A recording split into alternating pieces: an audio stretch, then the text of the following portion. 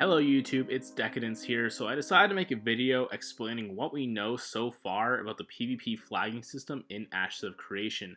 So I decided to put together a little flowchart to help you visualize what it looks like instead of talking about it, so I can just talk over stock footage forever, but I feel like it'd be a lot easier to understand if you could see it, rather than just hear me talk about it.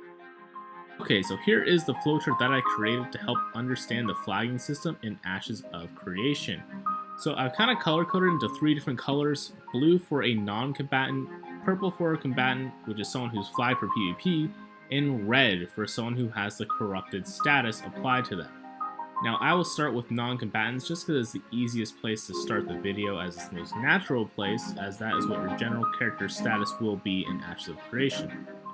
Now, if you are a non-combatant and you are killed by someone who's flagged for PvP, you will drop a moderate amount of loot. In addition, you can also attack a corrupted player and still remain a non-combatant. This is because to a non-combatant, or even someone who's flagged for PvP, a corrupted player has the same status as just a monster out in the open world. Now, there are two different ways to become flagged for PvP. One way is that you can simply just fight back against a combatant, or you can flag by PvP by naturally just flagging yourself, and that way you can attack a non-combatant, or if you heal someone who's flagged for PvP, it will in turn flag you for PvP as well. Now, if you are flagged for PvP and your character is killed, you'll drop the least amount of loot relatively, so your death penalty is mitigated. This is an incentive to fight back as a non-combatant, as you'll drop less loot. Also, once you flag for PvP, you'll be flagged for a certain amount of time. This is to prevent people from flagging and unflagging really fast, which kind of just creates an annoying combat PvP system that just gets filled up with grief. So, if you are a combatant and you end up killing a non-combatant, you can accrue corruption at 3 different levels. Now, if you kill a non-combatant of a higher level than you, will gain the least amount of corruption.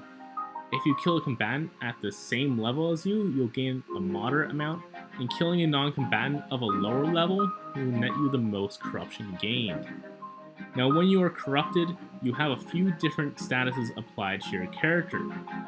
One is that you can be hunted by bounty hunters, which would be other players who can find you and kill you, possibly for a reward, or on top of that, just the gear and loot that you're wearing.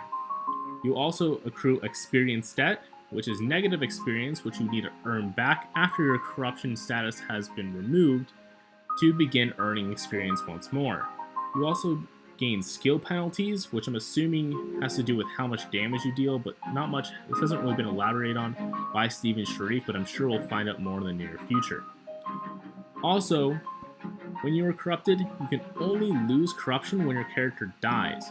But for example, this might take more than one death to lose your corrupted status.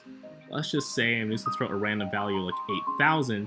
If your corruption was at a value of 8,000, you would possibly need to die 8 times before your character would lose its corruption status, in return to being able to have a normal status like a non-combatant. When you die, like I said before, you will lose most of or all of the gear you have upon death. In addition, when you die, you may not respawn in a normal place like a node or a freehold, but for example, you will respawn somewhere out in the world, probably somewhat in the vicinity, but not in a normal place. This is kind of to make sure that you don't just respawn right in a node and have people flag right back upon you if you still have corrupted status. So I guess that's kind of one thing that's a plus for being corrupted, is that, you know, you're not going to spawn in a very popular place when you die and you're still corrupted.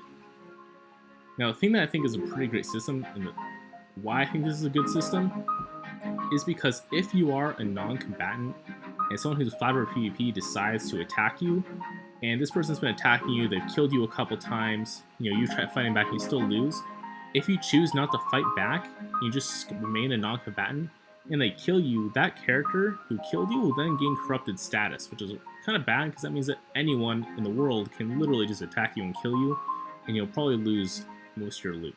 Alright you guys, thank you very much for watching. Please let me know what you thought about the video down in the description below. Also, check out the Ashes of Creation Discord. I'll put the link for that in the description as well. Thank you guys again one more time. Please subscribe, like the video, tell your friends. Have a great day.